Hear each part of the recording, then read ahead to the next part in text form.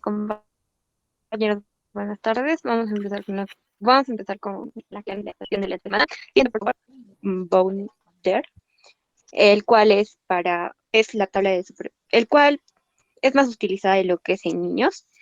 Vamos a decir que esta tabla, es la tabla de superficie corporal total según la Bounder, el cual es el método más preciso para estimar la superficie corporal total, preferentemente en niños, según lo que encontré, es porque los niños tienden a tener las cabezas proporcionalmente más grandes y las extremidades inferiores más pequeñas, por lo cual la superficie corporal total se calcula con mayor precisión. Como vemos en la tabla, este, vemos que lo divide en diferentes parámetros, desde niños de menos de un año, de 1 a 4 años, de 5 a 9 años, de 10 a 14 y en adultos, pero como dije, es más preciso en lo que es en niños. Lo va a dividir en... Esta es una tabla, hay que aclararlo, es modificada. em, lo divide en diferentes zonas, en cabeza, cuello, tronco, parte superior del brazo, antebrazo, mano, muslo, pierna, pie, nalga y genitales. Debemos tener en cuenta que los valores listados son para un área de superficie y cada extremidad debe ser evaluada de forma individual. Se le va a dar de una puntuación individualmente en el caso de, pongamos de ejemplo, en un niño de menos de un año. En el caso de la cabeza, se le va a dar una puntuación de 1.5. En el caso de lo que son niños de 1 a 4 años, se le da una puntuación de 8.5 y así de diferente, cada parte de manera individual. Por ejemplo, en niños de menos de un año, la parte superior del brazo se le va a dar la puntuación de 2 puntos, en la mano 1.25, muslo 2.75 y así sucesivamente. Siguiente, por favor.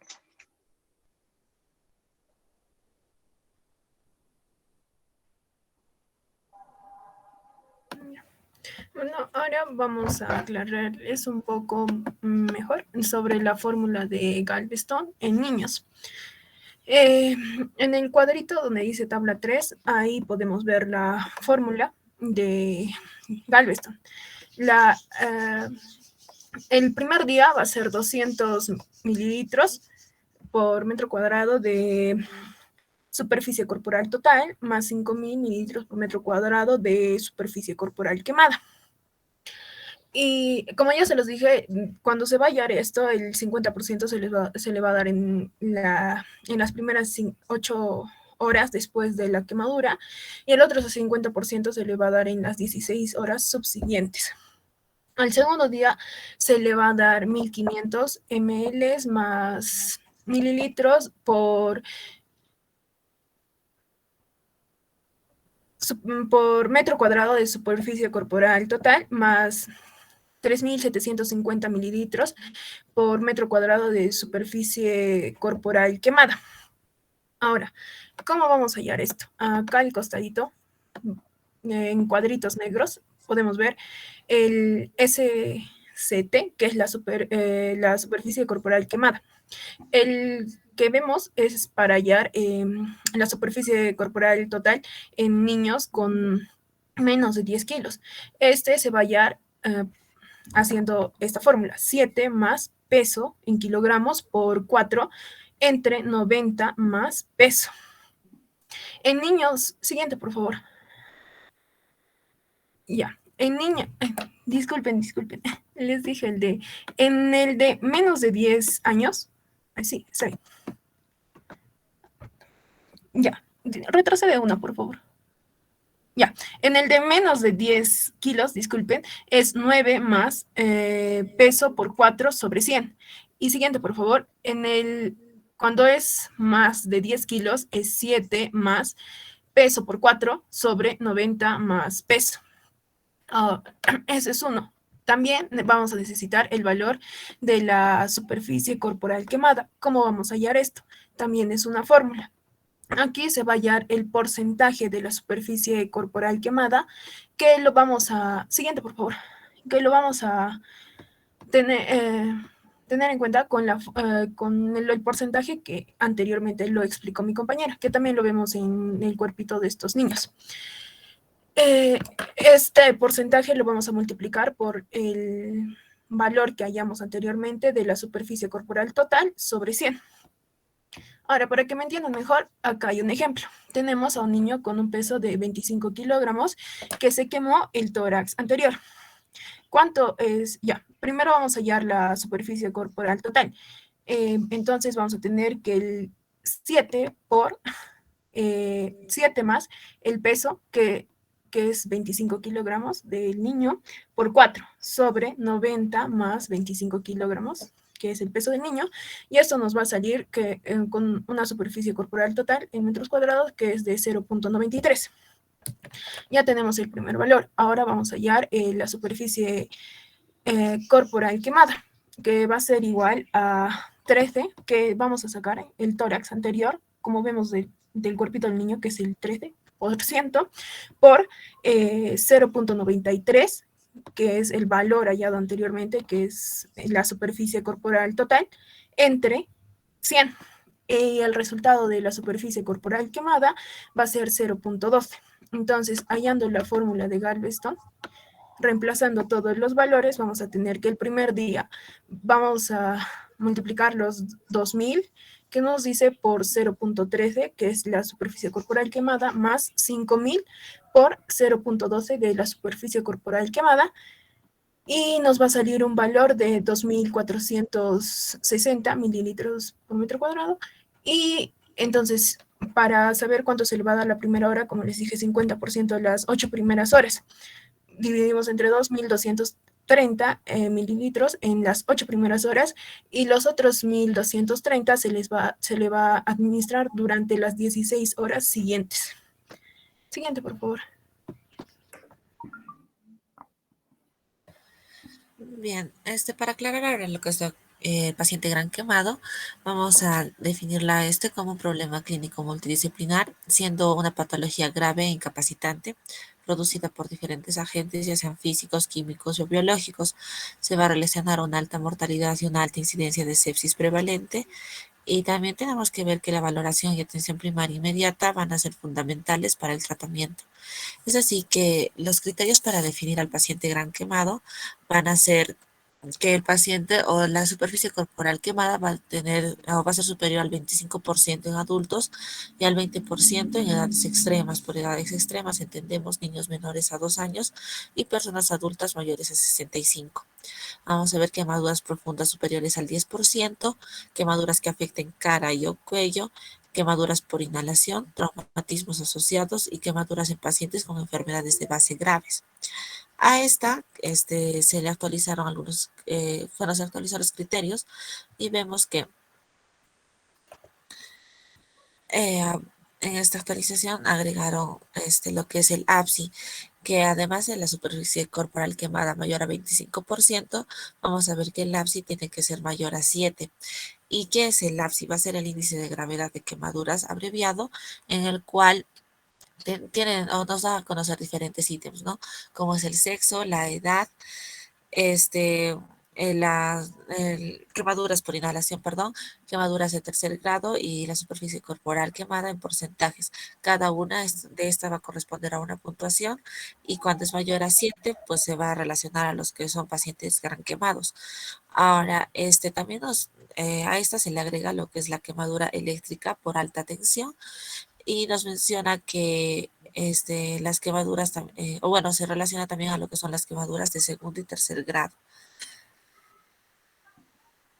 Eso sería todo, doctora. Gracias. Ok. Comencemos con la siguiente exposición y al final seguimos aclarando los conceptos.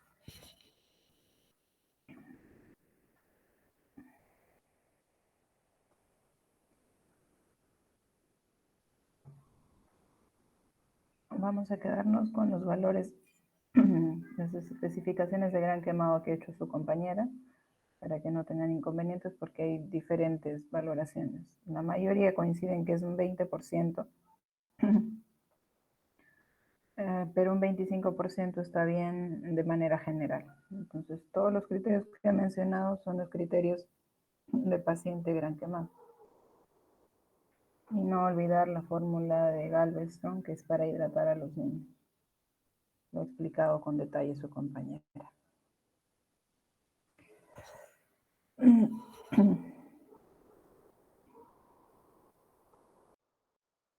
Comienzo, doctora.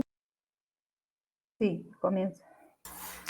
Buenas tardes, compañeros. Ahora vamos a hablar acerca del tratamiento especializado en tanto a los que son quemaduras. Siguiente, por favor.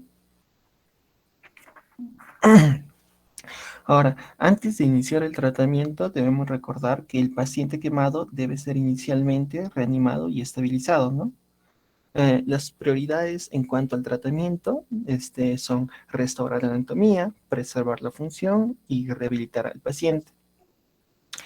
Para lograr esto, el cirujano debe evaluar hasta qué punto falta tejido e identificar los posibles sitios donantes u otras soluciones para tratar de mejorar de mejor manera los defectos de la piel y de los tejidos blandos, ¿no?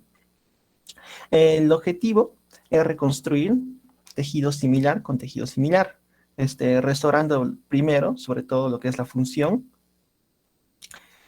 y, y después ya se procura revisar lo que son lo que es la estética, ¿no? Se deben tomar medidas adecuadas para lo que es limitar la cicatrización de estas restauraciones. Y vemos que una vez superada la fase aguda en esas heridas, se deben someter a una reevaluación para lograr un resultado estético óptimo. O sea, una vez la cicatriz se ha tratado la quemadura, esa cicatriz debe ser reevaluada para mejorar esa cicatriz a largo plazo, ¿no? Siguiente, por favor. Ahora vemos que las quemaduras son una forma especializada de trauma,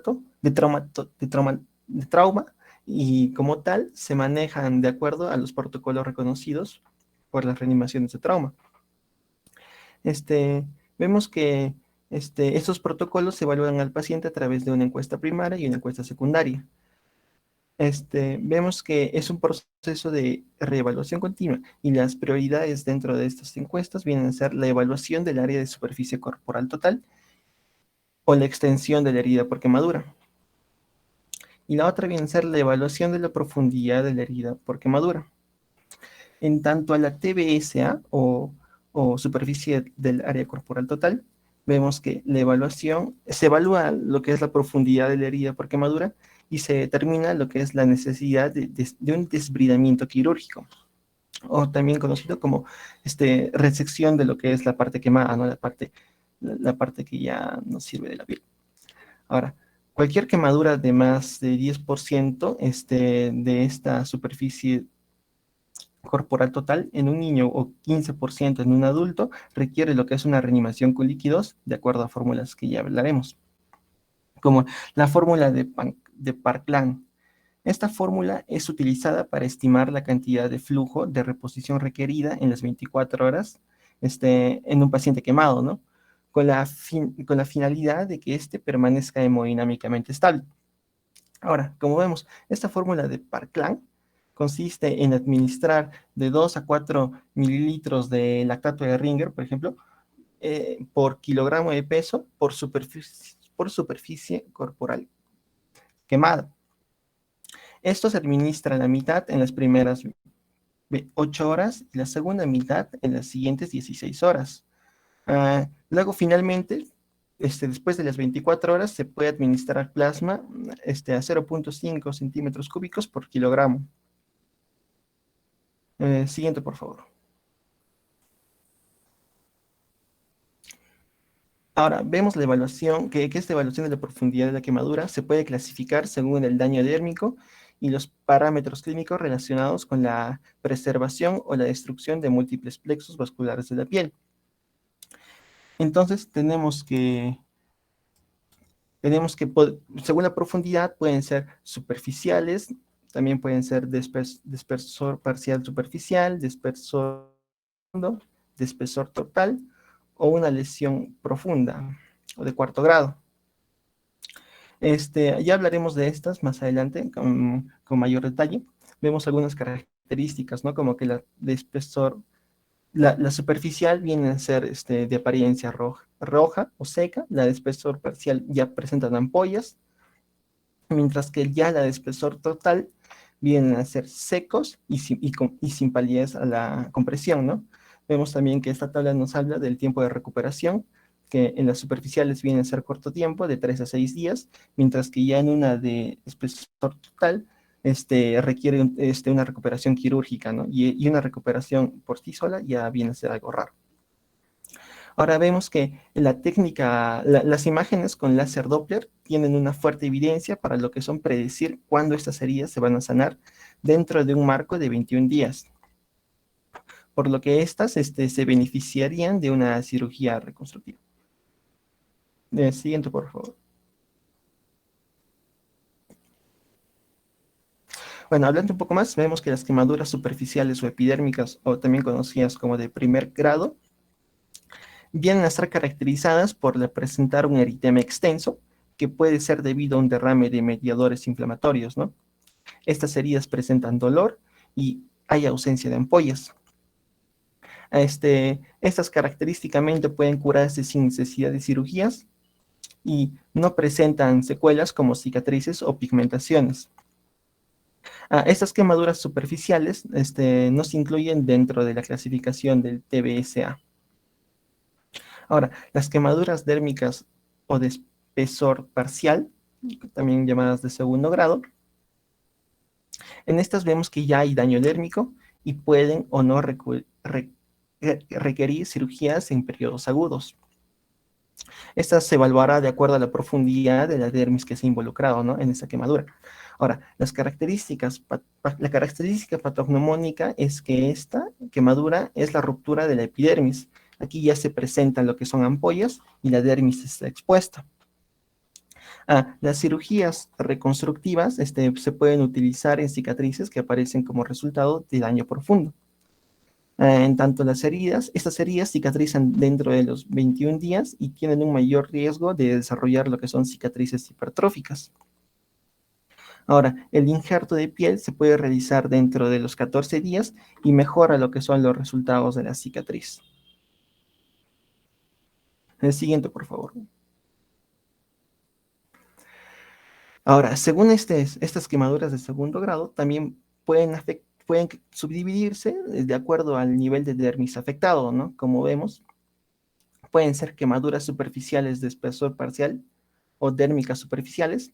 En tanto, las características de estas vendrían a ser que afectan a la dermis papilar. Estas presentan dolor y un llenado capilar rápido. Acá pueden haber ampollas. La apariencia vendría a ser húmeda rosada y pueden curarse en menos de 3 semanas. Estas tampoco no suelen dejar cicatriz. Ahora, las quemaduras de espesor parcial o dérmico medio, vemos que estas afectan lo que es la dermis papilar y la parte superior de la dermis reticular. Estas ya presentan lo que es un dolor leve y el llenado capilar viene a ser un poco más lento. El aspecto de estas, como vemos en la imagen, son más secas o pálidas y son más propensas a lo que son cicatrizar y necesitan algunas cirugías reconstructivas una vez curados. La tercera vendría a ser las quemaduras dérmicas profundas o de espesor parcial. Esas ya vemos que afectan lo que es la parte profunda de la dermis reticular y pueden considerarse ya precursoras de las quemaduras de espesor total o de tercer grado. Estas ya no presentan lo que es dolor y la apariencia viene a ser rojo cereza, ¿no? Estas siempre requerirán una cirugía y una cobertura de piel en lo que son los periodos agudos. Y vemos que dejan cicatrices que también necesitan lo que son cirugías reconstructivas en las etapas posteriores a lo que son la cicatrización. Siguiente, por favor. Ahora, en tanto las quemaduras de espesor total o de tercer grado, vemos que en estas dañan lo que es todo el espesor de la dermis y ya se ven afectados los suministros neurovasculares. Vemos que aparecen como lesiones coriáceas marrones y, y hay o no hay lo que son la presencia de vasos trombosados. Estas vienen a ser insensibles y sin capacidad de autocuración. Estas siempre requieren lo que es la técnica de desbridamiento y también requieren la cobertura con injertos en periodos agudos. También vemos que estas siempre van a dejar cicatriz y van a necesitar cirugía reconstructiva en etapas posteriores. Siguiente, por favor. Ahora hablando un poco más del escara, vemos que el escara es un tejido muerto que se desprende o se suelta de la piel sana y es causada generalmente por quemaduras de segundo a tercer grado. También pueden ser causadas por lo que son la cauterización.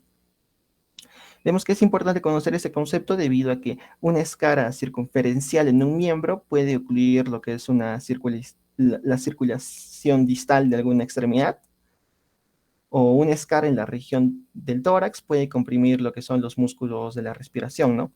Entonces, para esto se utilizan dos técnicas, como las vemos. La primera viene a ser la escarectomía. Este es un procedimiento quirúrgico que conlleva lo que es la realización de una incisión a través de la escara cutánea con una profundidad del nivel del tejido adiposo subcutáneo. Esta incisión superficial permite lo que es la expansión del tejido subcutáneo y la descompresión de los compartimentos subyacentes. Esta técnica generalmente se aplica en lo que es la región del tórax, como vemos, y se aplica en lo que son incisiones en las líneas en la línea anterior axilar de ambos lados. También puede aplicarse una incisión en la parte superior del abdomen y de clavícula a clavícula, como vemos, ¿no? Esto es para descomprimir lo que es el tórax. Ahora, en tanto a lo que es la escarotomía, esta técnica ya también es usada cuando hay presencia de síntomas en extremidades, como cianosis o ausencia de pulsos, etc. Esta escarotomía es una incisión quirúrgica a través de lo que es la escara para liberar la constricción y restablecer de alguna forma lo que es la circulación distal. Y en caso de tórax, nos permite lo que es una ventilación adecuada. Como vemos en la imagen, las líneas de los puntos son sitios preferidos, las líneas punteadas en rojito son sitios preferidos para la incisión en una escarotomía, mientras que las líneas negras son áreas de estructuras vasculares que pueden dañarse, por lo tanto no se recomienda, ¿no? Hacer incisiones a ese nivel. Vemos que si se realiza esta técnica dentro de las 2 a 6 horas, se debe realizar esta técnica dentro de las 2 a 6 horas de lesión por quemadura, y vemos que las incisiones por esta escarotomía no romperán lo que es la capa facial profunda, a comparación con otras técnicas. Vemos que estas incisiones deben cruzar lo que son las articulaciones, y estas incisiones deben lograr lo que es la separación inmediata de la escara constrictora para exponer la grasa subcutánea. Las indicaciones para esta técnica vienen a ser que el paciente presenta cianosis en la piel distal de una extremidad o presenta dolor en tejido profundo. También que presente adormecimiento progresivo, que haya ausencia de pulso o que presente un síndrome o una presión compartimental mayor a 30 o un síndrome compartimental. Siguiente, por favor.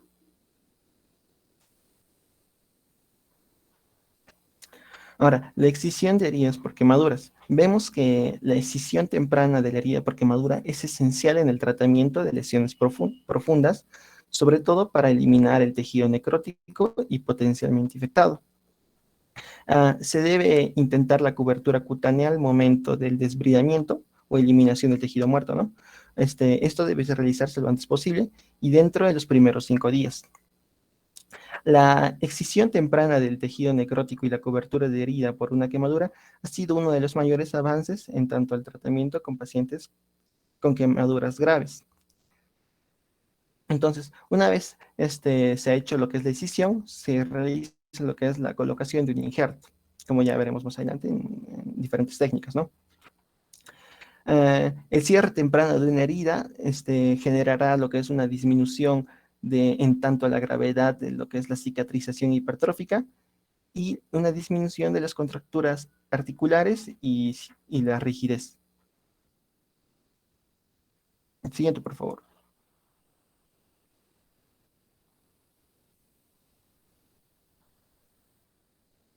Ahora, la cobertura de heridas por quemaduras, vemos que existen varios procedimientos reconstructivos para lo que es restaurar la función y cubrir las heridas en un periodo agudo para controlar lo que es las contracturas y mejorar la estética de las cicatrices por quemaduras resultantes.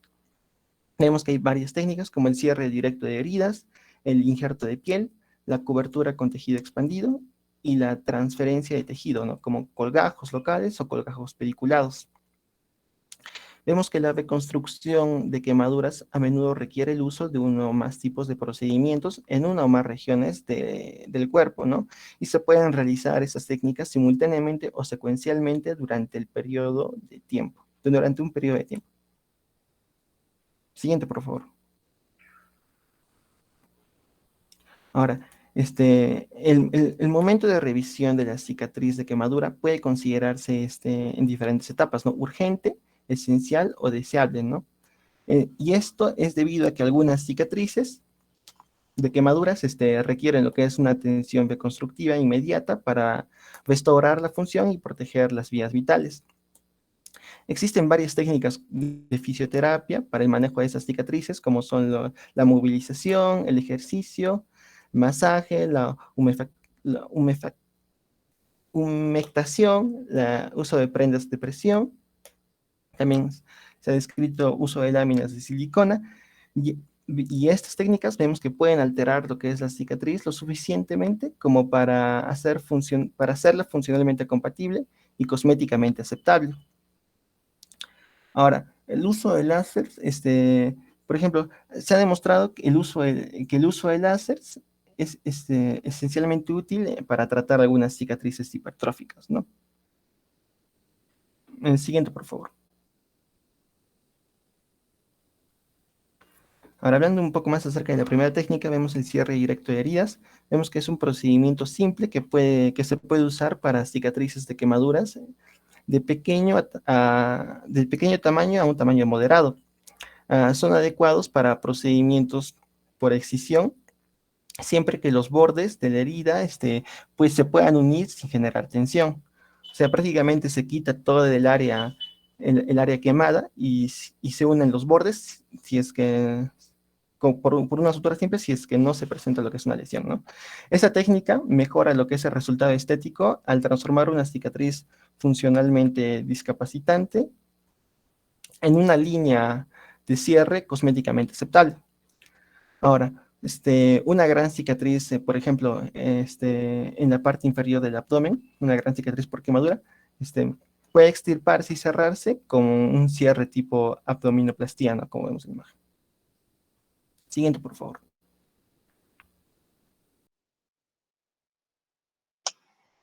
Bueno, doctor, buenas tardes, compañero, buenas tardes. Bueno, continuando con la exposición, ahora vamos a hablar, ¿no?, de lo que son los injertos de piel.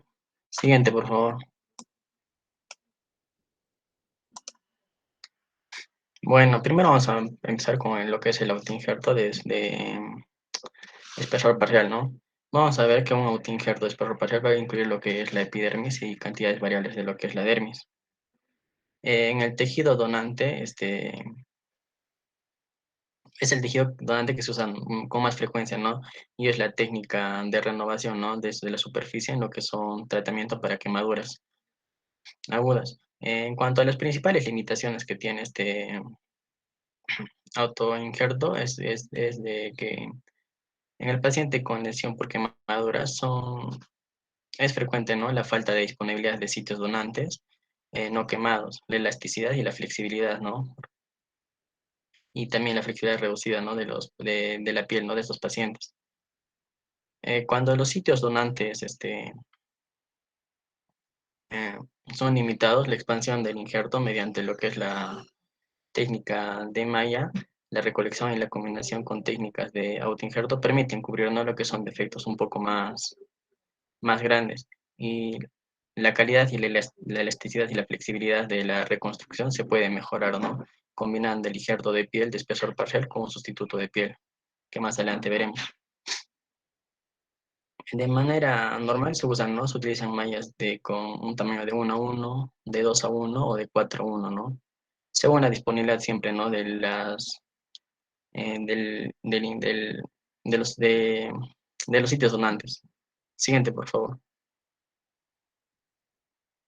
Ahora vamos a hablar sobre la técnica de MIC. La técnica MIC es descrita, ¿no? Bueno, se escribió por primera vez en 1958 y es una técnica no alternativa para lo que es la expansión de autoinjertos, en la cual acá lo que se usa va a ser, ¿no? Un dermatomo especial y gasas predobladas para obtener, ¿no? Una expansión regular de cuadrados de autoinjerto a partir de pequeños trozos de injertos de piel. Esta técnica se puede usar solas o combinado con otras técnicas y lo bueno es que esta se puede usar en pacientes adultos como en pacientes pediátricos. La apariencia cosmética definitiva, ¿no? Después de realizarse esa técnica es superior, ¿no? A la de otras técnicas con mallas amplias. Vamos a ver que principalmente acá la piel se extrae, ¿no? De sitios donantes sanos y se divide, ¿no? Hasta en 196 microinjertos que se colocan, ¿no? En el lecho de la herida este, utilizando un soporte de corcho. En cuanto a la técnica en sí, va a llevar algunos pasos. El primer paso va a ser, ¿no? Se colocan los injertos dermoepidérmicos delgados con su cara dermal hacia arriba, ¿no? Y se aplican los corchos que tienen una longitud de 42 por 42 milímetros. Y se recorta, ¿no? Lo que es el excedente de la piel de los bordes. Luego lo que se hace es, ¿no? Como vemos en imagen, se colocan, ¿no? Lo que son los corchos con los injertos sobre el carrier y estos sobre el portacarrier, ¿no? Que se pasan por el microexpansor, que es una máquina que va a ser, ¿no? Eh, Va a expandir lo que es la piel en un sentido y luego una segunda pasada en otro sentido, ¿no? Entonces, a esto da resultado, entonces 196 microinjertos, ¿no? Posteriormente lo que se hace es colocar, ¿no? El aerosol con adhesivo de uso médico a una distancia de 20 a 30 centímetros, aplicando, ¿no? Una capa fina. Y se deja por 5 o 10 minutos para que seque. Luego esto se coloca, ¿no? El corcho sobre lo que es el sistema de expansión, que comprende una doble capa, primero una gasa de poliamida y plegada fina y segunda una lámina, ¿no? De aluminio que le va a dar firmeza al sistema. Luego se espera unos 5 a 10 minutos para que se produzca, ¿no? Lo que es la unión de los microinjertos con la gasa y después retiramos, ¿no? Lo que es el corcho manteniendo la lámina de aluminio. Y por último, ¿no? Se realiza lo que es la microexpansión de los 196 microinjertos sobre la gasa y su traslado, ¿no? Sobre el paciente. Previamente se retira, ¿no? Lo que es la lámina delgada de aluminio. Y como vemos en imagen, es lo que se pone, ¿no? Los pequeños microinjertos. Y esto ayuda, ¿no? A lo que es abordar más una área mayor, ¿no? De quemado. Siguiente, por favor.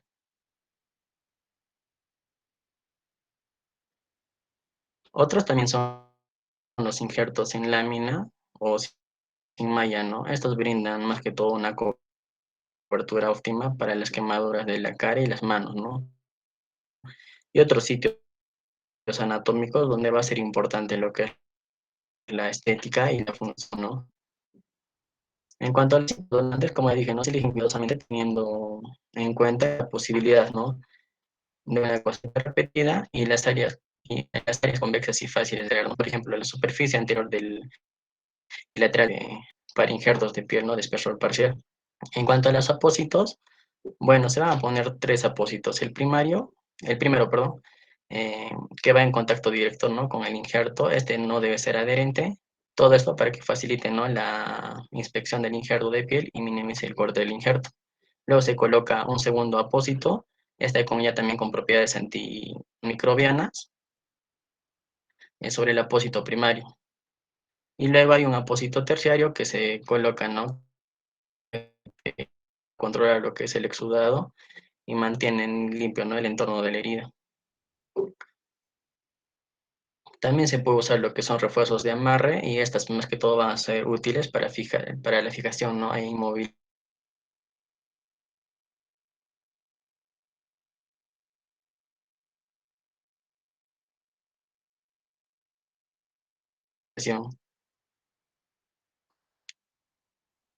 En cuanto a la inspección de las heridas, se recomienda, ¿no?, una inspección temprana del injerto, especialmente de áreas cosméticamente sensibles, aunque el protocolo puede variar, pero por lo general se inspeccionan, ¿no?, los injertos y se cambian los apósitos cada 48 horas y se retiran, ¿no?, las grapas u otros materiales de sutura al sexto día. Todo esto con el objetivo, ¿no?, de vigilancia y una detección temprana, ¿no?, de roturas del injerto, hematomas, seromas o cualquier otro problema, ¿no? Siguiente, por favor.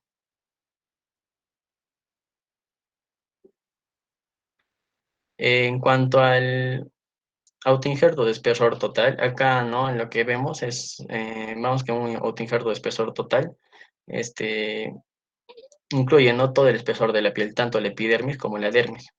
Y también lo que brinda, ¿no?, una mejor apariencia en cuanto a textura, flexibilidad y lo que es la elasticidad, ¿no?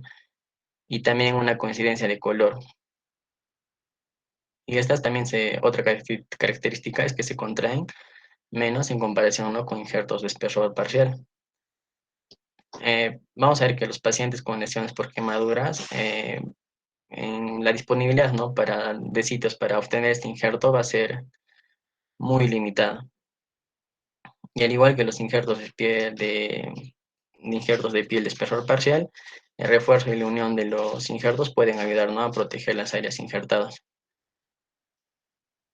Vemos que este tipo de injertos se utilizan más que todo en áreas de especial importancia anatómica y funcional, ¿no? Por ejemplo, la cabeza, los párpados, áreas peribucales, cuello y manos. Siguiente, por favor. Bueno, ahora vamos a hablar de sustitutos de piel, el uso, ¿no?, de los sustitutos de piel. Vamos a ver que los sustitutos de piel van a ser un grupo heterogéneo de materiales no biológicos, sintéticos o biosintéticos, ¿no?, que pueden proporcionar una cobertura temporal o permanente de las heridas abiertas que encontramos que se ven en la piel, ¿no? El objetivo de estos sustitutos de piel va a ser replicar, ¿no?, las propiedades que tiene una piel normal. Y van a ser un complemento muy importante y se puede utilizar, ¿no?, para cubrir defectos después de quemaduras u otras lesiones, ¿no? O incluso para la reconstrucción, ¿no? Y también como la liberación de contracturas post-quemaduras extensas y graves. Vemos que los alinjertos de piel han demostrado, ¿no?, ser efectivos para prevenir la pérdida sensible de líquidos, electrolitos y proteínas, ¿no? Y ahí también actúan como una barrera contra la contaminación e infección microbiana que se puede dar, ¿no? Siguiente, por favor. Bueno, los más comunes que en cuanto a sustitutos de piel tenemos, ¿no?, los alinjertos de piel humana, los productos de membrana amniótica y los semi-injertos, ¿no? Semi-injertos más que todo son, bueno, a ver, una clasificación, ¿no? Los semi-injertos son, de acuerdo al origen, los semi-injertos son de donantes muertos y los semi-injertos son de animales, ¿no? Y los más usados en cuanto a los semi-injertos van a ser, ¿no?, como vemos en imagen, de la piel de la tilapia y también de la piel de cerdo. Y también se puede usar otro sustituto de piel que también que se usa es de la piel sintética, ¿no? Siguiente, por favor. En cuanto a sus usos, vemos que se utilizan principalmente para tratar, ¿no?, los defectos cutáneos de espesor total, pero también se pueden, ¿no?, utilizar para cubrir los defectos cutáneos que pueden producirse tras la liberación, ¿no?, de las contracturas posteriores a lo que son las quemaduras. Eh, También se usa si es que no hay suficiente piel, ¿no?, en el sitio donante para proporcionar cobertura. Y si el lecho de la herida no está preparada para la cobertura autóloga, se va a brindar lo que es la herida y y se enviará, ¿no?, esta muestra para ver si hay infección o no hay infección. Y si no hay infección, si no hay evidencia de infección en en la quemadura, la herida por esa quemadura no se puede cubrir con estos sustitutos de piel.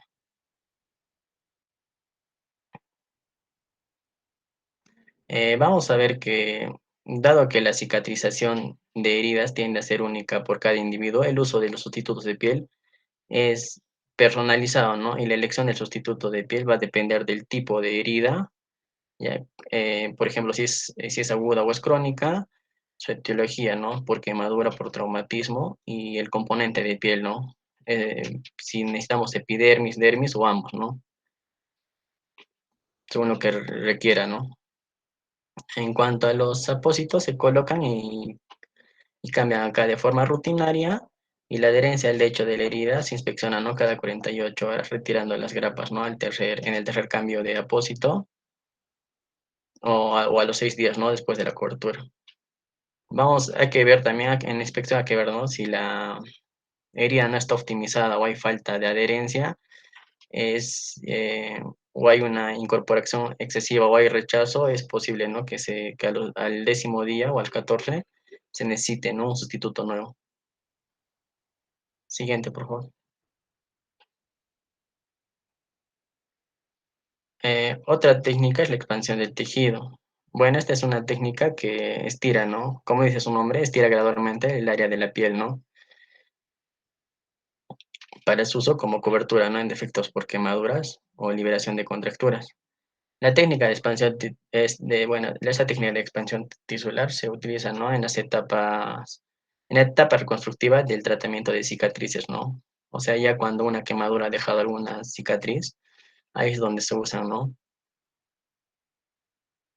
Y esta expansión tisular va a proporcionar, ¿no? Tejido que se adapta mejor a la piel afectada en términos de función y apariencia cosmética, ¿no? Vamos a ver que esta se utiliza en múltiples áreas anatómicas y es particularmente útil en la reconstrucción de lo que es la cabeza y cuello, ¿no? En cuanto a sus indicaciones, incluyen, ¿no? Una disponibilidad limitada de tejido para la reconstrucción de áreas especializadas, ¿no?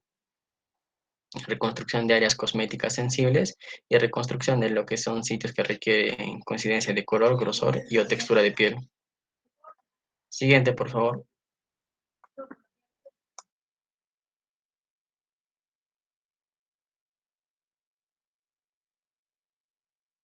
En cuanto al procedimiento, este se realiza por etapas, ¿no? El primer procedimiento es lo que crea un bolsillo, ¿no? En plano subcutáneo, subgaleal si es que es en el cuero cabelludo, en el que se inserta, ¿no? El expansor. Este expansor va a requerir, ¿no? Inyecciones repetidas de solución salina por el puerto del expansor y la expansión se inicia, ¿no? Una vez que las heridas por quemaduras se cierran y se detiene una vez que hay una cantidad suficiente, ¿no? Del expansor ha alcanzado el volumen deseado. El segundo paso a seguir es, ¿no? Retirar el expansor y lo que se hace es, ¿no? Avanza y gira o transpone, ¿no? El tejido expandido dentro del defecto y las heridas se cierran, ¿no? Las complicaciones relacionadas con esta técnica incluyen más que todo lo que son infección, extrusión del implante, pérdida del uso del puerto de solución salina o necrosis, ¿no? De colgajo de expansión. Por ejemplo, en la imagen de la derecha, en la primera imagen superior, se observa, ¿no? Lo que es una paciente con un defecto, ¿no? En la que se ve una cicatriz hipertrófica y retráctil. Eso ¿no? Por consecuencia de una quemadura. En la segunda imagen lo que vemos es, ¿no? La misma paciente con dos expansores, ¿no? Colocados lateralmente, ¿no? Al defecto y que se ha inflado, ¿no? Con 600 mililitros de solución salina. La siguiente foto, ¿no? Es ya la recesión de la totalidad del defecto y la cicatriz resultante, ¿no? No ocasiona retracción. Y la última foto que vemos en inferior, en la parte media, ahí no se aprecia, ¿no? La corrección del defecto, ¿no? Comparando la primera imagen con la cuarta, hay una gran diferencia, ¿no? Siguiente, por favor.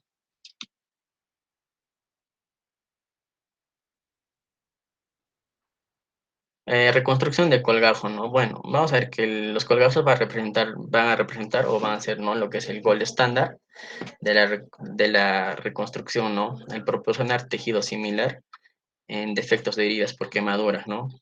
Y la limitación obvia para su uso va a ser, ¿no? Que en el paciente quemado la disponibilidad de tejido sano, flexible y bien vascularizado va a ser mínima, ¿no?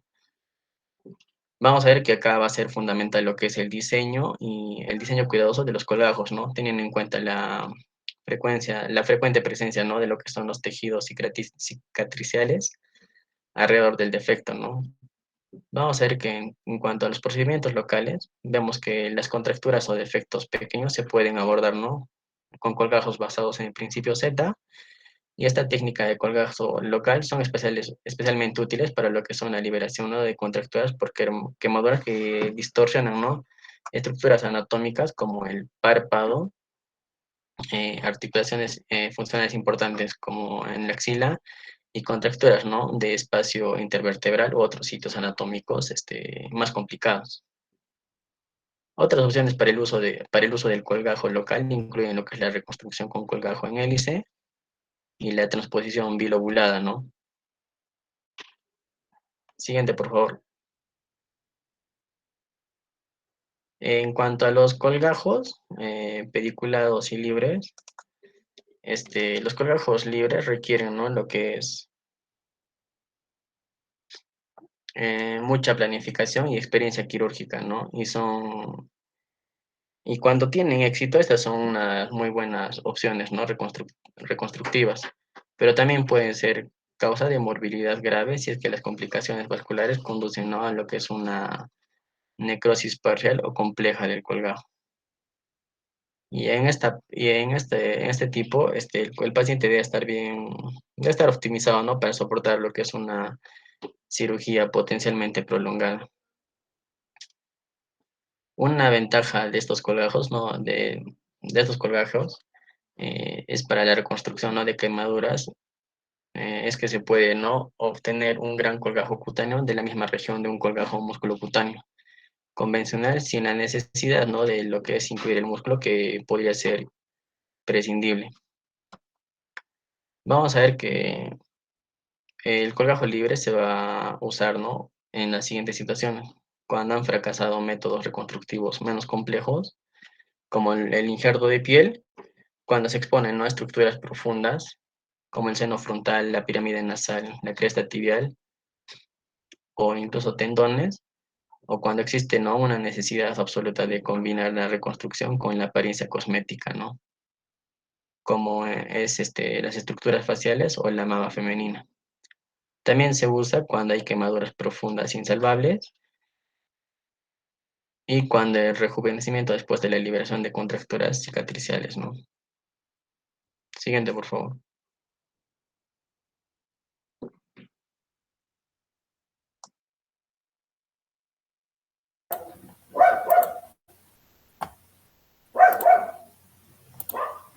Bueno, continuando con la exposición, en cuanto a la terapia antimicrobiana, vamos a ver que los pacientes quemados van a correr el riesgo de desarrollar infecciones graves por organismos comunes, así también como por organismos que no van a ser, que no suelen ser virulentos para los que van a tener el sistema inmunitario intacto. Esto se debe básicamente en parte a la disfunción inmunológica en todos los pacientes con quemaduras graves. La sepsis de la herida por quemadura también puede conducir a una disfunción multiorgánica e incluso puede conducir a la muerte. Las infecciones nosocomiales, por ejemplo, infecciones mediante catéteres venosos centrales o asociadas a ventiladores, asociadas a ventiladores y las nuevas cepas de bacterias y hongos multiresistentes van a contribuir en sí a las infecciones de las heridas por quemaduras, la sepsis y la muerte asociada.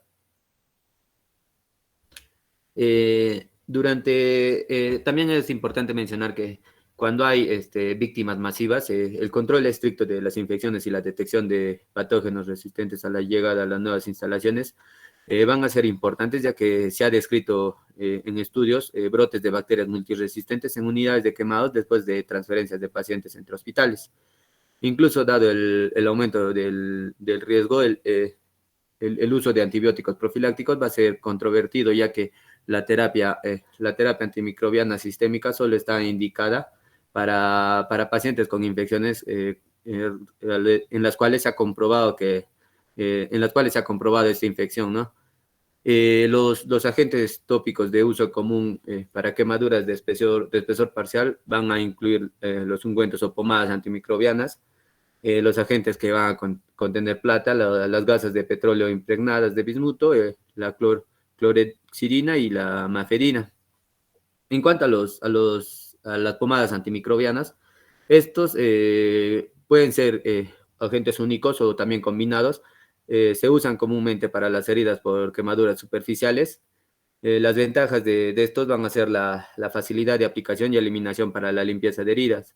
Además, también se puede usar en áreas de sensibilidad como en la cara, las orejas y el perineo.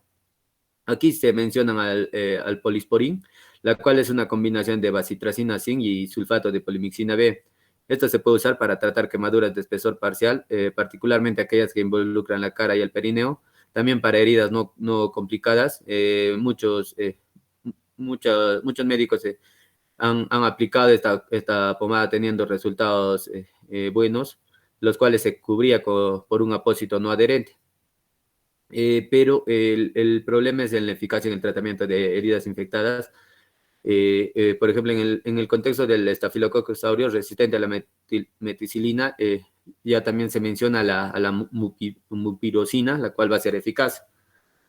Otros agentes como la bacitracina, la neomicina y la polimixina B van a tener una absorción sistémica insignificante después de la administración tópica, excepto cuando se aplican en áreas extensas o durante largos periodos de tiempo.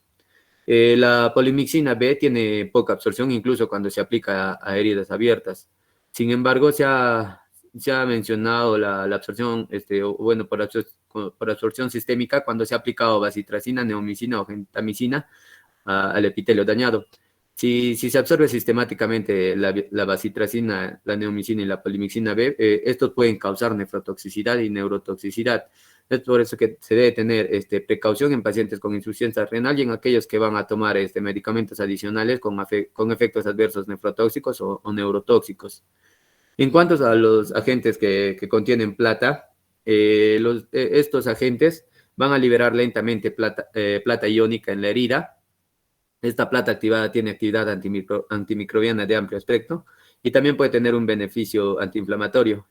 Hay varias preparaciones y vendajes que contienen plata, las cuales incluyen la plata nanocristalina, el nitrato de plata y la sulfadiazina de plata. La más importante que menciona es la sulfadiazina de plata. Esta crema al 1% aplicada y cubierta con una gasa de malla fina va a ser el apósito para heridas por quemaduras más utilizado.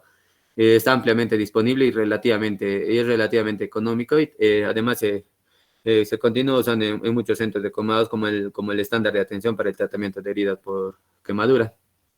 Esta sulfadiazina de plata tiene actividad antimicrobiana porque va a ocasionar una disminución de la colonización de las heridas por quemaduras. Sin embargo, no existen estudios o ensayos bien diseñados para confirmar una mejor cicatrización de heridas o una tasa reducida de infección bacteriana de heridas. Para las heridas que cubren más del 50 al 60% de la superficie corporal total, esta sulfadiazina no previene ni suprime de manera constante el crecimiento bacteriano. Además, existe también efectos adversos como son, puede que forme una pseudescara que va a estar suelta en los bordes, lo que puede promover la proliferación bacteriana.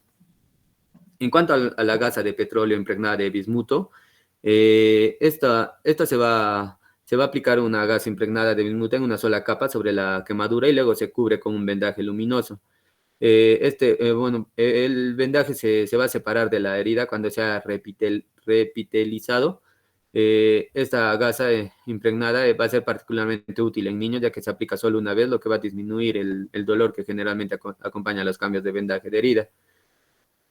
En cuanto al acetato de mafenida, es un potente inhibidor de la anhidrasa carbónica.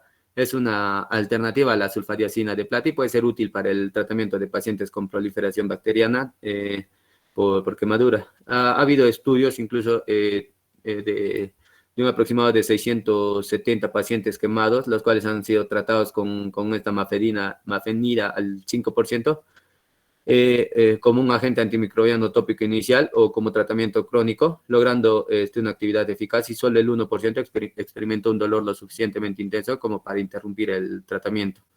Este también se puede aplicar en forma de crema una o dos veces al día con un espesor de aproximadamente un 16avo de pulgada, Por lo general, el tratamiento va a continuar hasta que el sitio de la quemadura se cure o esté listo para el injerto de la piel. Las reacciones adversas que se ha podido ver en cuanto a, o que ha estado asociada con el uso de esta mafenida, incluye la acidosis metabólica, las reacciones alérgicas, como son una erupción cutánea, el prurito, la urticaria, y complicaciones respiratorias, ¿no? Como la taquimia, la disminución de la PCO2 arterial. Y en cuanto a la clorexidina, vamos a ver que este es un limpiador cutáneo antimicrobiano de larga duración. Se usa a menudo con un apósito de gasa para cubrir heridas por quemaduras, esto en quemaduras superficiales de espesor parcial. Los apósitos de clorexidina no interfieren con la repitelización de la herida, a diferencia de la sulfadiazina de plata. Además que también se ha utilizado una preparación combinada de sulfadiazina de plata y el gluconato de clorexidina. En cuanto al apoyo, al apoyo nutricional y la reposición hidroelectrolítica, vamos a ver primero las vías de administración, bueno, cómo se entrega el apoyo nutricional en estos pacientes. ¿Por qué vías, no? Primero la nutrición enteral en lugar de la nutrición parenteral. Esto se prefiere en pacientes quemados que van a requerir este apoyo nutricional. Esta nutrición enteral temprana se ha asociado con una función mejorada del tracto gastrointestinal, menos lesiones por isquemia reperfusión y una permeabilidad intestinal reducida en pacientes quemados, los cuales reciben nutrición enteral en comparación con una vía parenteral. El soporte de nutrición enteral se puede administrar en el estómago o en el intestino delgado. En muchos centros de quemado se prefiere la alimentación postpilórica a la alimentación gástrica y puede recomendarse si un paciente tiene un riesgo particularmente alto de aspiración o si ha demostrado intolerancia al soporte de nutrición gástrica. ¿Cómo es que se hace esta alimentación postpilórica? Primero, se coloca una sonda de alimentación al lado de la cama en todos los pacientes con lesiones por quemaduras moderadas a graves dentro de las 24 horas posteriores a la admisión del paciente. De ahí se establece el acceso y las alimentaciones se inician a un ritmo bajo y se aumentan a un ritmo objetivo establecido durante 12 a 18 horas. Se le proporciona alimentación gástrica temprana si es que la sonda no puede avanzar fácilmente más allá del píloro. La efectividad del apoyo nutricional gástrico versus postpilórico sigue siendo actualmente un área de controversia en el cuidado de estos pacientes con quemaduras, ¿no? Las ventajas del soporte de nutrición gástrica van a incluir la facilidad de colocación del tubo, el tiempo para iniciar la nutrición y la disminución de la incidencia de diarrea. Pero el principal problema con este soporte nutricional es que muchos pacientes con quemaduras de moderadas a graves van a requerir múltiples procedimientos quirúrgicos, lo que con frecuencia requiere la suspensión de la alimentación gástrica perioperatoriamente para disminuir el riesgo de aspiración.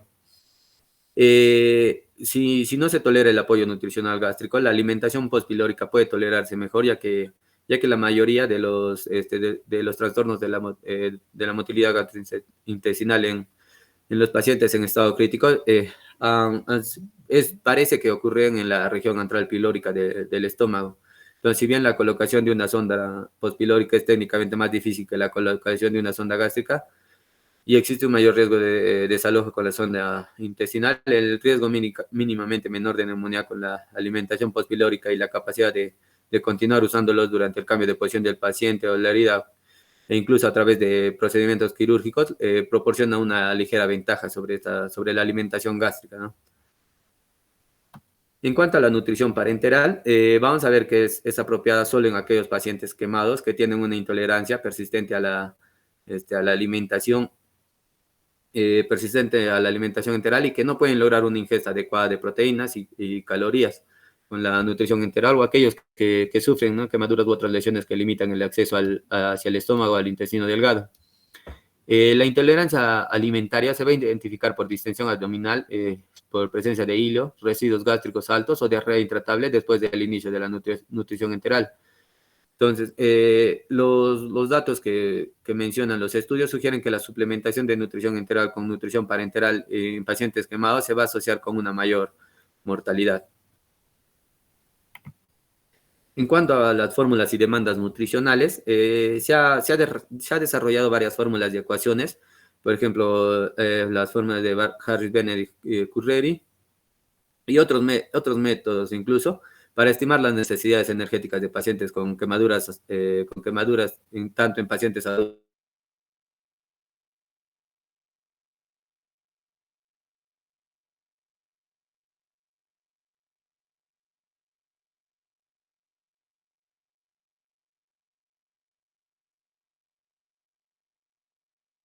Estiman los requisitos de energía mediante un análisis de regresión lineal basado en la cantidad de calorías necesarias para evitar la pérdida de peso durante las...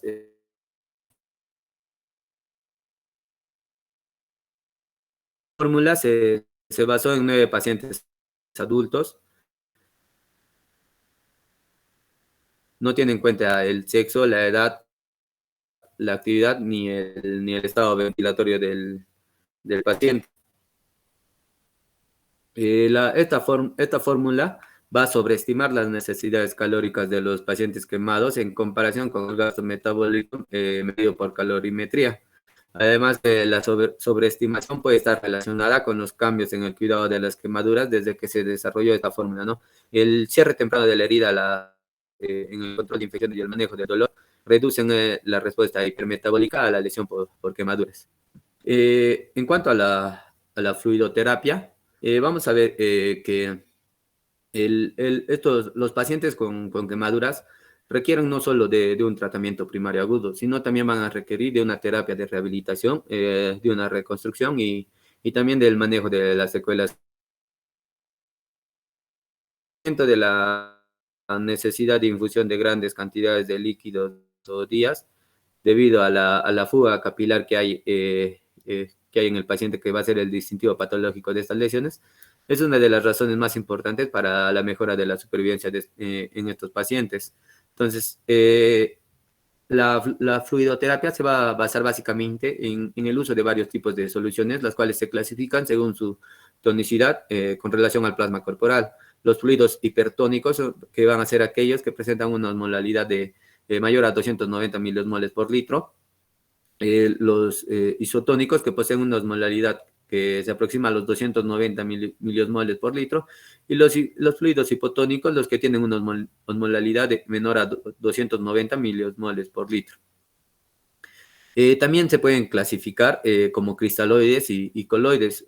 Los cristaloides van a ser aquellos que contienen agua y solutos pequeños, como son la dextrosa, el sodio, el cloruro. Estos son sustancias que por su bajo peso molecular se van a distribuir en los diferentes compartimentos corporales, aportando volumen de líquido tanto al espacio intravascular como al extravascular.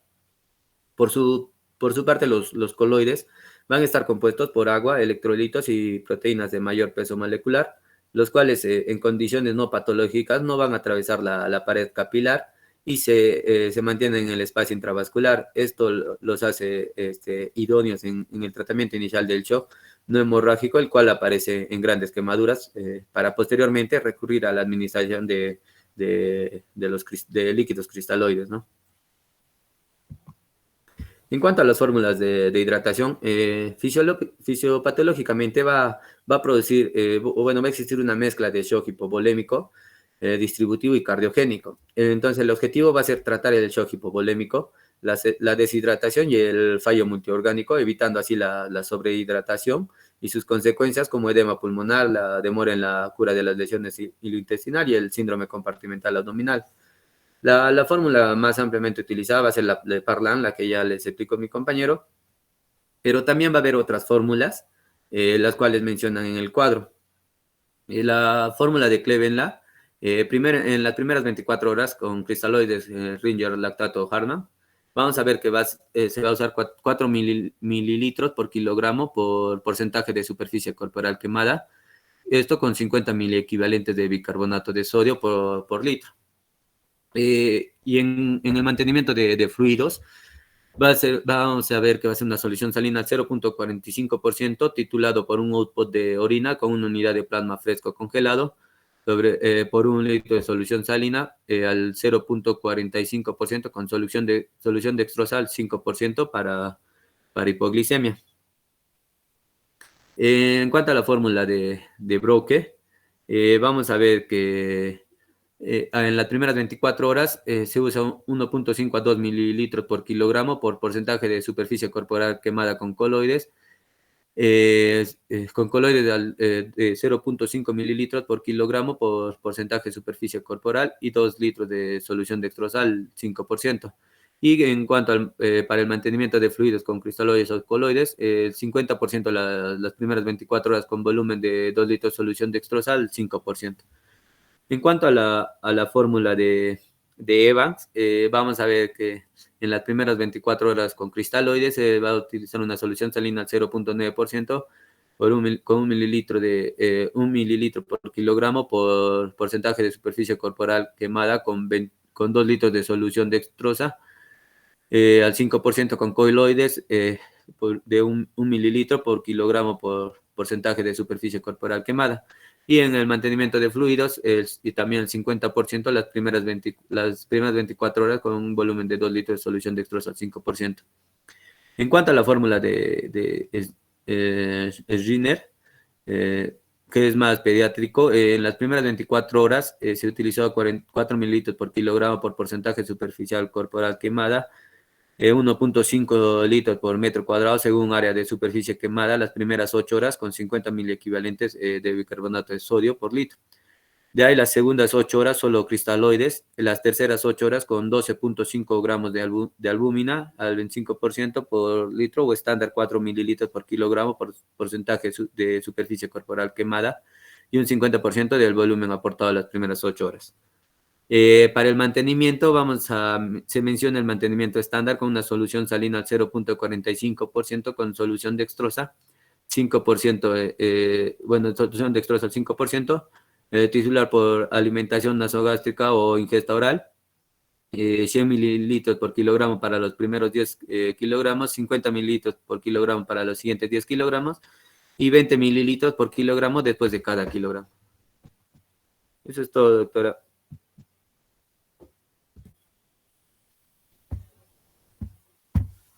Ok.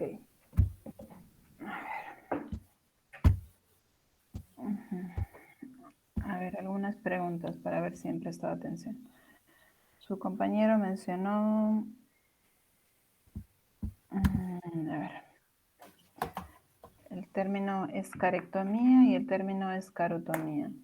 ¿A qué se refiere?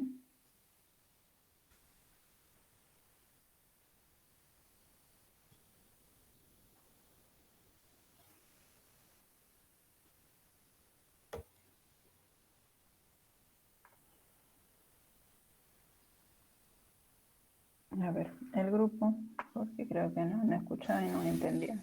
A ver si el grupo lo aclara porque tampoco está claro.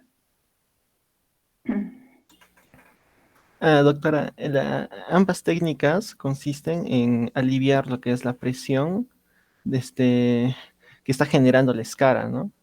También puede... Ese es el objetivo. ¿En qué Ajá. consiste cada uno? La escarotomía, doctora, se aplica en la región del tórax, mientras que la escarotomía puede aplicarse en extremidades. No, ¿No? esa no es la definición. Por eso estoy preguntando, porque dentro de tu definición ambos conceptos suenan igual y no son iguales. A ver, la escarectomía, ectomía quiere decir retirar, quitar algo. Entonces quiere decir que se retira la escara. La escara, como les he mencionado, es un tejido necrótico que por lo general afecta casi todo el grosor de la piel. Entonces, una escara es, digamos, una similitud grosera como si fuera una placa, ¿no? Entonces, quitamos la placa, eso se llama escarectomía. Cuando yo tengo una placa y lo que quiero es liberar la tensión o realizar una descompresión, hago lo que menciona su compañero, que es la escarotomía. Quiere decir que se corta a través de la escara, pero no se quita necesariamente. Lo que es un tratamiento, digamos, de urgencia, al igual que una fasciotomía, ¿no? La escara simplemente la escarotomía no sirve solo para cortar la escara, liberar un poco la tensión. Si dentro de la quemadura tenemos afectación de planos más profundos que puedan afectar compartimentos, etcétera, se hacen Se hacen las fasciotomías, que quiere decir que ya ingresamos el corte a través de la fascia muscular para que se libere el músculo. Por lo general eso ya se hace para trauma o en gran quemado, cuando cuando hay mucha compresión torácica o compresión en algún miembro. Entonces, escarectomía es retirar la escara, escarotomía es hacer una incisión a través de la escara. Ambos tienen la finalidad de hacer la liberación, pero la escarotomía es un procedimiento inicial, ese sí es con mayor finalidad descompresiva de momento, mientras que la escarectomía es un tratamiento ya más definitivo. Ok, hablo de la técnica de mallado, tu compañero, y mencionó que se podía expandir el tejido de 1 a 4 veces, 1 a 2 veces. El estándar es 1 a 3 veces, o sea que se saca un injerto, digamos, de 10 centímetros y la expansión hace que simule un tejido de 30 centímetros. Se generan cortes que hacen de que se pueda expandir el tejido alcanzando 3 veces su volumen normal. Hay diferentes, digamos, se puede graduar para tratar de que la expansión sea mayor. Sin embargo, el estándar es 1 a 3 más o menos. Eso cuando tenemos, por ejemplo, grandes quemados que nos van a requerir de grandes cantidades de piel que no tenemos, así que podemos usar esta técnica junto a la técnica de Mick que ha mencionado su compañero. La técnica de Mick es cuando realmente no tenemos piel, tenemos un porcentaje mínimo y entonces cogemos islas, prácticamente islas de piel para sembrarlas a lo largo de todo el cuerpo y que a partir de ahí generen uniones entre islas para generar una piel un poco más estable con lo poco que tenemos. Ahora, ha hablado de injertos de piel parcial y total. ¿Cuáles son las indicaciones de un injerto de piel parcial, un injerto de piel total? ¿Dónde se colocan los injertos?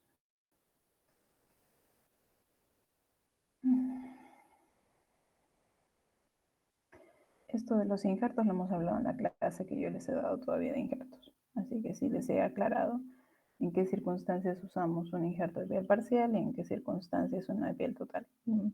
Son indicaciones más o menos absolutas. ¿Se acuerdan? ¿No se acuerdan? Bueno, doctora, lo que es el injerto de espesor total se usa más que todo en áreas, ¿no? Donde la anatomía y la funcionalidad va a ser importante. ¿Ya? ¿Cuáles son esas áreas? Manos, bueno, acá lo que encontré decía que no, la cabeza, manos, cuello. Uh-huh. Específicamente cara, no tanto la cabeza. Puedes colocar, si tienes una quemadura no muy profunda en la cabeza, puedes colocar un injerto de piel parcial. En la cara necesitas colocar injertos de piel total porque, como tú has mencionado, los injertos de piel total son más resistentes, se contraen menos, que son una de sus características, y la coloración es muy semejante al área donante, que por lo general para la cara suele ser la cabeza. Entonces, generan un mejor resultado estético. Eso respecto a la cara.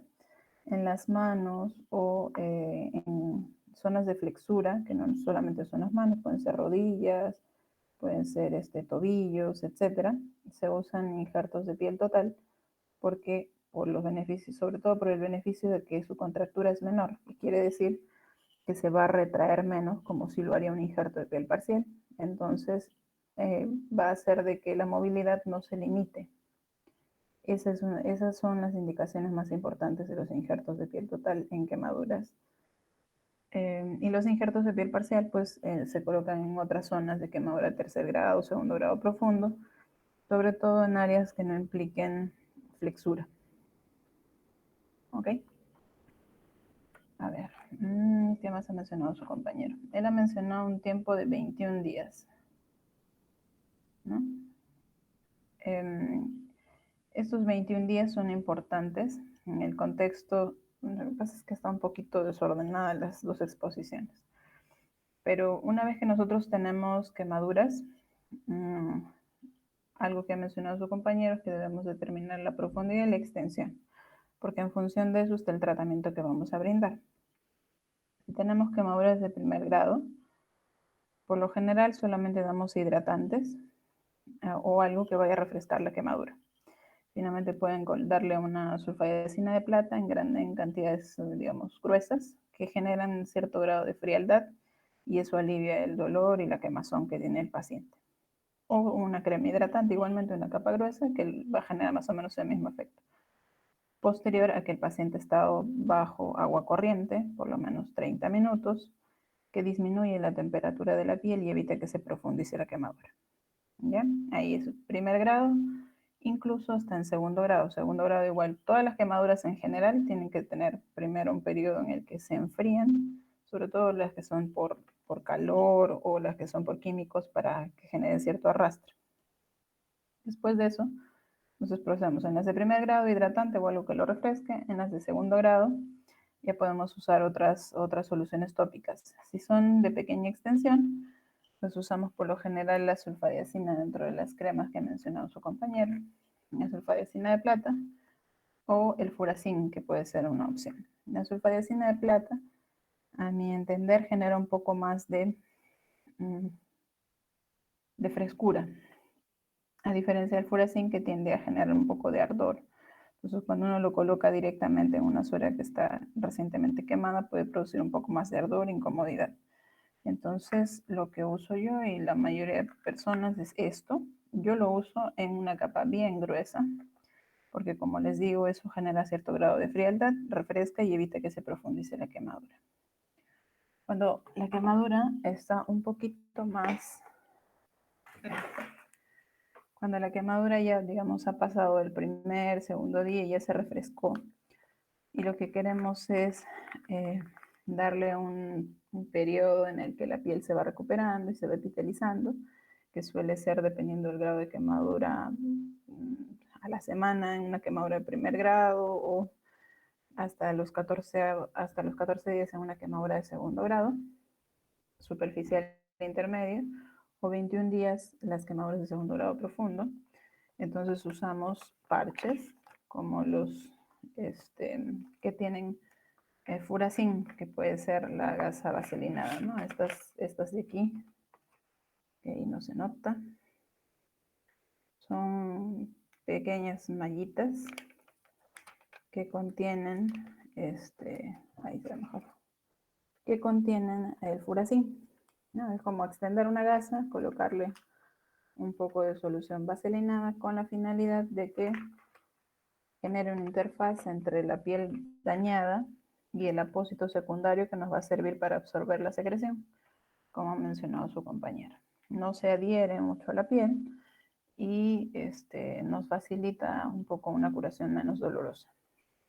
Sin embargo, si no hubiera, entonces hay que empezar a usar, pues pueden usar un tiempo determinado la sulfadiazina de plata, con la salvedad que pasado un tiempo, la sulfadiazina de plata genera una capa que normalmente en el lavado se tiene que remover, porque si se sigue acumulando y juntando, genera una capa gruesa que puede llevar a confusión, pensando que se tiene una quemadura profunda cuando en realidad no lo es. Existen otros parches adicionales que se pueden usar cuando tenemos ya una quemadura de segundo grado intermedio o segundo grado profundo. Podemos usar parches hidrocoloides, que son estos de aquí que tienen una coloración como de piel, que son parches que contienen sustancias que van a generar humedad, y en esa humedad el cuerpo va quitando el tejido que está lastimado y va dejando solo tejido sano, y en el transcurrir de los días poco a poco se va epitelizando. Eso para el manejo ambulatorio. Eso y cuando tenemos extensiones un poquito mayores, digamos me he quemado todo el brazo, utilizo la gasa furacinada y le puedo colocar este spray, que son sprays de rifamicina o la rifocina, que deben haber escuchado ustedes, que se usan para quemaduras superficiales. se coloca en spray, se esparce en todo eso y eso genera un efecto de secado para que no haya tanta pérdida de agua. Eso sobre todo cuando tengan cámaras un poquito más extensas. Hasta ahí más o menos llegan ustedes, un manejo básico y dependiendo de si es muy extenso o no, hacen la derivación a donde corresponda. Dentro de los tratamientos especializados que ha mencionado su compañero, los sustitutos, existen varios. Uno de ellos es la membrana amniótica, ha mencionado someramente piel cadavérica, que se puede usar, y también ha mencionado la piel de la tilapia, que hay una tendencia a usar recientemente en pacientes quemados, o lo que más comúnmente se conoce y es más antiguo quizá, es la piel de cerdo. La piel de cerdo es una piel que se extrae de ese animal,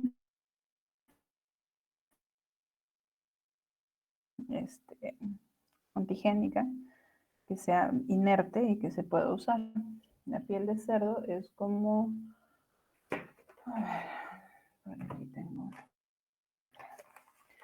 La piel de cerdo vienen dependiendo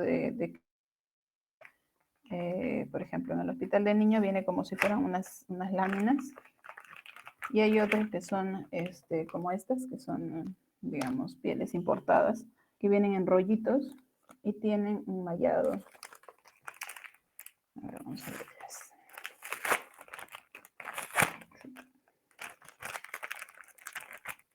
Que tienen un mallado, ¿no? Aquí, como lo que habíamos visto de la expansión, igualito, tienen un mallado que permite salir el fluido que se va a generar en las quemaduras y lo usamos por lo general para quemaduras extensas y sobre todo para pacientes con presupuesto. Una de las limitantes de las quemaduras es eso, que por lo general está sujeto bastante a la disponibilidad económica que tenga el paciente. Una piel de cerdo, si es importada, es carísima.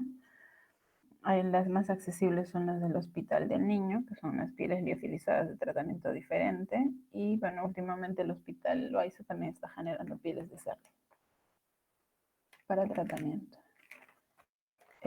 La piel de cerdo lo usamos como un apósito temporal, que es entre el periodo en el que la piel va epitelizando, continúa va con pérdida de líquido y necesitamos que a través de esos poros salgan.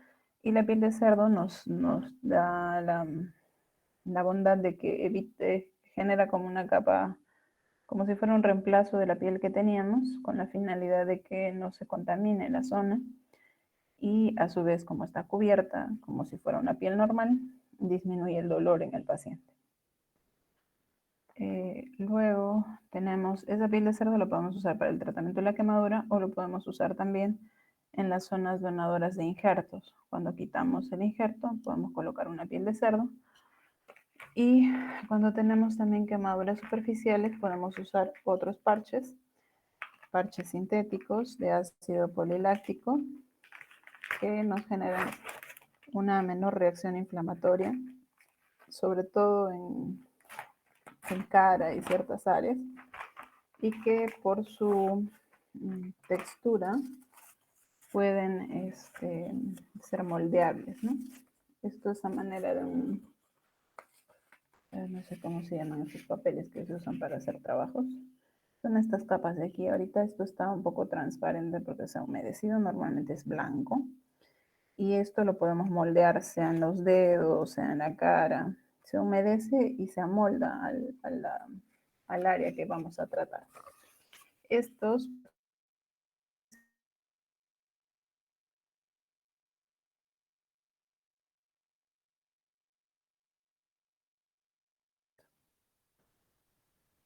sin embargo, también es otro parche de cara. Una vez que hemos colocado la piel de cerdo, hemos colocado esos parches, podemos usar otros dentro de la familia de los parches que hablaba su compañero Plata, que son como estos, u otros que simulan como esponjitas absorbentes también, que se usan básicamente como apósito secundario para absorber la secreción que hay, con la particularidad que como tiene plata, digamos que protege un poco más y evita que se contamine o disminuya el riesgo de infección. Cuando las quemaduras son un poco más profundas, se ha perdido todo el grosor de la piel, a veces se ha perdido grasa, se llega hasta el músculo. Entonces, dependiendo de la zona que sea, si no es una zona de flexura, entonces podemos optar por un cierre terciario, que quiere decir que vamos a facilitar que el cuerpo genere tejido de granulación para una vez que esté lleno de tejido de granulación, nosotros colocar un injerto de piel. Entonces, dentro de esa lógica existen algunos parches que también podemos usar, que son estos. Estos de aquí estos son en realidad bastante recientes. Por lo menos en Perú tienen apenas un año. Son como las pieles de cerdo, ahorita no se ven bien porque está un poco reseco, pero porque esto normalmente se humedece y luego recién se emplea. Entonces, igual que la piel de cerdo, son malladitos y contienen, algunos de estos contienen plata y otros no. Entonces, esto se le da un tratamiento, se coloca en un depósito con agua, se humedece y luego se coloca. Cuando se degrada, genera una capa de tejido de granulación que en sucesivas curaciones va generando un efecto sumatorio. Y finalmente, cuando tenemos quemaduras, digamos, en flexura, no tan profundas, digamos que no han afectado los músculos, etcétera, sino básicamente piel, el lecho está limpio, entonces usamos sustitutos de dermis, ¿no? Saben, la piel tiene una epidermis y tiene una dermis. Para reemplazar la dermis existen también parches sintéticos dentro de lo que es, digamos, los sustitutos especializados para pacientes quemados. A ver, espérenme.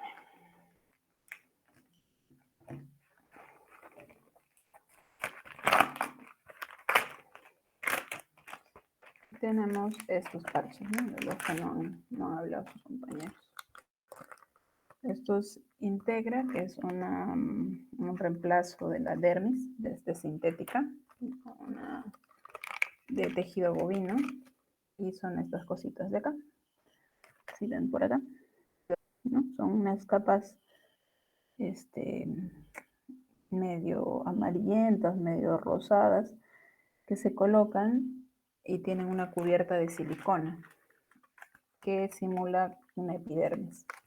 La colocamos en el lecho, le damos un tiempo para que se adhiera y se generen nuevos vasos, como colocar un injerto, solo que al ser sintético necesita un tiempo mayor, que usualmente suele ser entre 2 a 3 semanas. Se incorpora y se convierte como si fuera una dermis humana, y sobre ello simplemente colocamos injertos de piel delgada, ¿no? Más o menos esa es la gama de parches y cosas que se pueden usar en pacientes quemados. Y cuando tenemos quemaduras mucho más profundas, igual quemaduras que han lastimado el músculo, etcétera, existen otras maneras de tratar que se usan también en otro tipo de lesiones, como son úlceras crónicas o lesiones, úlceras crónicas en general, que son los sistemas de presión negativa, ¿no? Son estos sistemas que consisten en esponjas, unos chupones y unas conexiones que van a unos sistemas cerrados, que lo que permite es drenar el contenido y a su vez, con la presión y manteniendo el lecho limpio, genera que se vaya formando tejido de granulación progresivamente hasta que podamos encontrar un punto apropiado para colocar sea un injerto o sea un colgajo. Más o menos esa es toda la gama del tratamiento que se puede dar. Ahora, eso respecto a lo que son sustitutos. Respecto al tratamiento en sí, ya hemos determinado la profundidad, la extensión, etc. Si tenemos quemaduras de segundo grado intermedio, hasta segundo grado intermedio podemos hacer tratamiento conservador, con parches, con las gasas vaselinadas, la piel de cerdo, etc. Si tenemos una quemadura de segundo grado profundo, ya es sinónimo de que necesita tratamiento quirúrgico. A partir de ahí empieza el tratamiento quirúrgico, en el que nosotros no solo lavamos, porque en las quemaduras de segundo grado intermedio o superficial, si son extensas, igual por la extensión tienen que entrar a sala.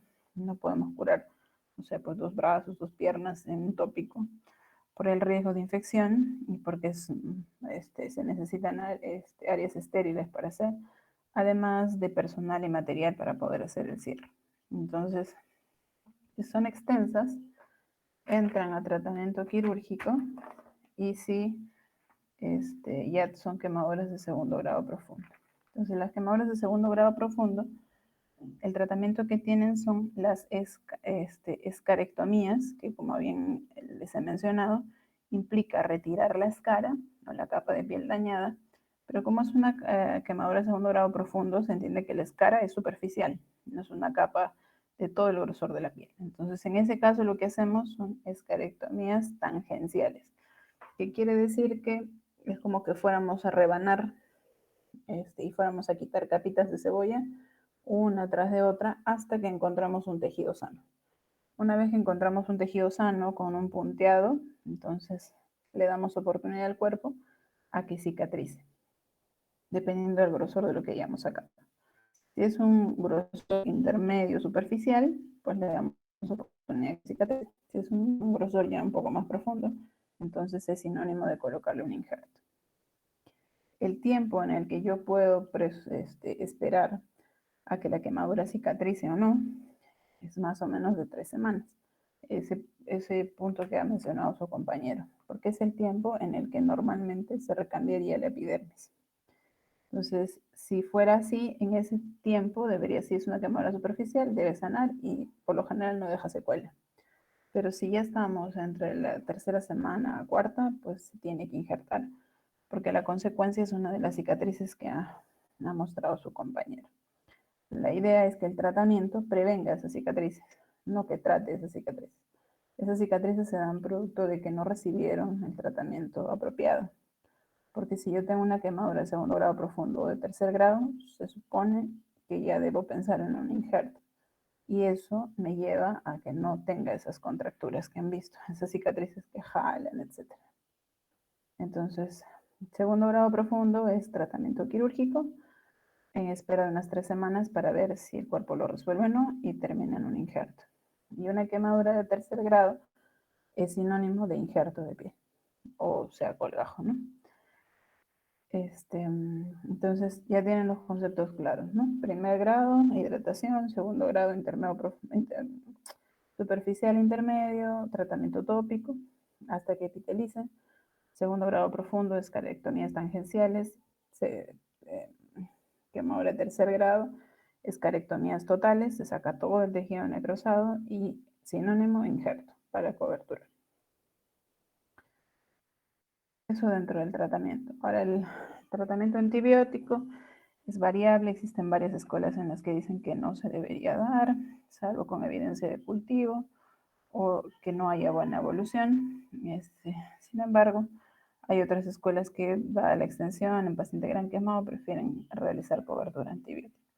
Mientras se entre a salas, a las limpiezas correspondientes, se mantengan los lechos cerrados, ese riesgo disminuye, pero siempre es una posibilidad utilizar el antibiótico.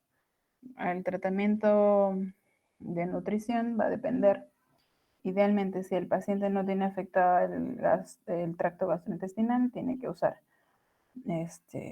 nutrición enteral, que quiere decir que hay que darle todos sus suplementos y demás cosas a través de la vía digestiva. Y eventualmente, pues es un paciente que tiene algún grado de compromiso neurológico o que lo necesitamos en ventilación, etcétera, que esté sedado, dormido, pues entonces usamos la nutrición parenteral a través de fórmulas, etcétera, hasta que el paciente se estabilice. Eso básicamente. Entonces, ya han visto que el tratamiento de la quemadura es, digamos que es relativamente complejo, dependiendo de la profundidad, dependiendo de la extensión y de cómo hayamos calificado el paciente. Entonces, lo que ustedes necesitan es determinar el grado de la quemadura, la extensión, para ver si lo pueden tratar ustedes o lo tienen que derivar. Y de acuerdo a esas dos condiciones también, eligen qué tipo de tratamiento pueden llevar hasta lograr que el paciente mejore. ¿Tienen alguna pregunta?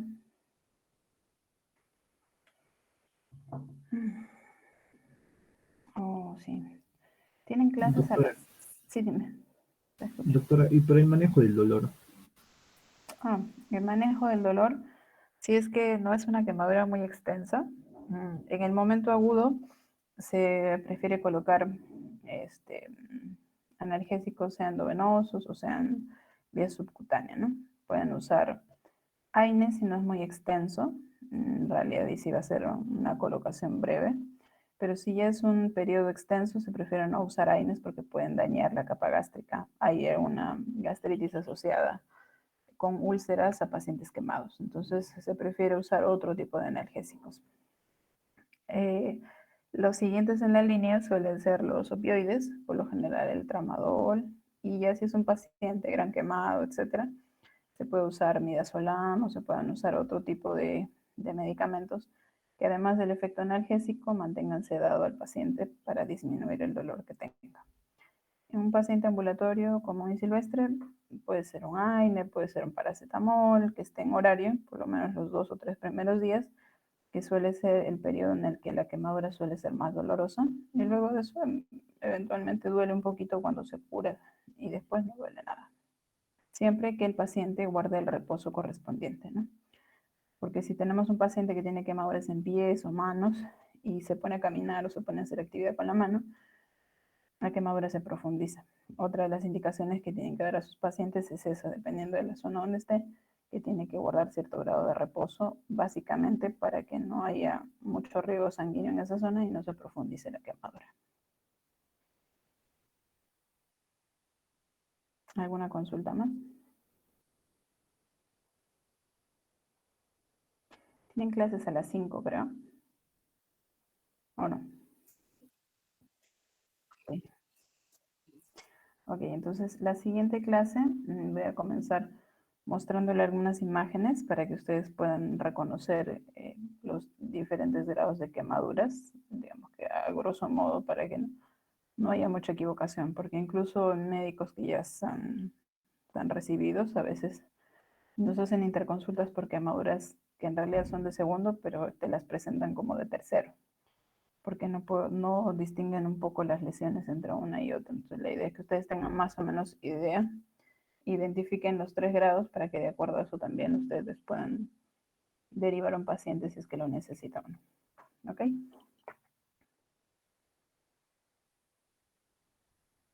¿Alguna consulta? Entonces el próximo martes comenzamos repasando un poquito esto de la graduación de las quemaduras y luego de eso continúa el grupo con la exposición programada. ¿Ok? Gracias, doctor.